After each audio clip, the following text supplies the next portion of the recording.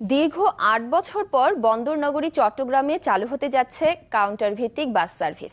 প্রথম পর্যায়ে কাল নামানো হচ্ছে ৪০টি বাস। সিটিং সার্ভিসের এই বাসগুলো চলবে ব্যস্ততম ১০ নম্বর রুটে। নতুন বাস নামানো হলে গণপরিবহনের সংকট কমার পাশাপাশি শৃঙ্খলা আসবে নগর যান ব্যবস্থাপনায়, এমনটাই আশা সংশ্লিষ্টদের। গণপরিবহনের জন্য এক অসহনীয় অপেক্ষা।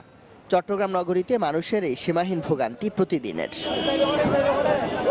নগরীর প্রায় সব রুটেই কম বেশি গণপরিবহন সংকট থাকলেও তা যেন মাত্রা ছাড়া ব্যস্ততম ও গুরুত্বপূর্ণ ১০ নম্বর রুটে।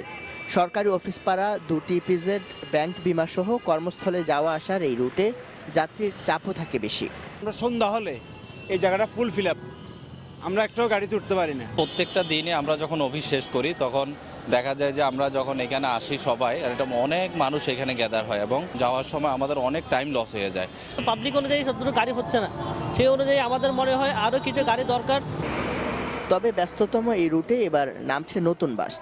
কাউন্টার ভিত্তিক সিটিং সার্ভিসের এসব বাস চলবে পতেঙ্গা থেকে কাপ্তাই রাস্তার মাথা পর্যন্ত ২২ কিলোমিটার দীর্ঘ রুটে। শুক্রবার বাদে প্রতিদিন সকাল ৭টা থেকে রাত ৯টা পর্যন্ত চলবে এই সার্ভিস। এই সার্ভিসে একজন যাত্রীও কোনো অবস্থাতে দাঁড়িয়ে যেতে পারবে না। নির্দিষ্ট কাউন্টার এবং আমাদের নির্ধারিত স্টপেজ ছাড়া কোথাও যাত্রী উঠানো যাবে না, নামানো যাবে না। আমরা চাই চট্টগ্রামের গণপরিবহন ব্যবস্থা একটা শৃঙ্খলা ফিরে আসুক। বর্তমানে যে নৈরাজ্য, এই নৈরাজ্য থেকে আমরা পরিত্রাণ চাই। নতুন বাস নামানোর সিদ্ধান্তকে সাধুবাদ জানিয়েছেন নগরবিদরা। তবে সংকট মোকাবেলা ও গণপরিবহনের শৃঙ্খলা আনতে সুষ্ঠু ব্যবস্থাপনার উপর জোর দিয়েছেন তারা। যদি আমাদের এই শিডিউল ভিত্তিক ট্রান্সপোর্টটা যদি চালাতে পারি, মেনটেন করতে পারি, তাহলে দেখবেন আপনার এই ট্রান্সপোর্টগুলো যথেষ্ট হবে, সাস্টেনেবল হবে সিস্টেমটা, এবং মানুষও এই যে তাদের যে দৈনন্দিন জীবনের দুর্ভোগটা, এই মানুষের দুর্ভোগটা অনেকাংশে কমে যাবে। রেসপন্সিবল যে অথরিটি, তাদেরকে আরেকটু উদ্যোগী হয়ে যদি এটাকে সাস্টেনেবল করতে পারে, তাহলে অবশ্যই এটা একটা ভালো দিক হবে আমাদের জন্য। নতুন সার্ভিসে আপাতত বাস থাকছে ৪০টি।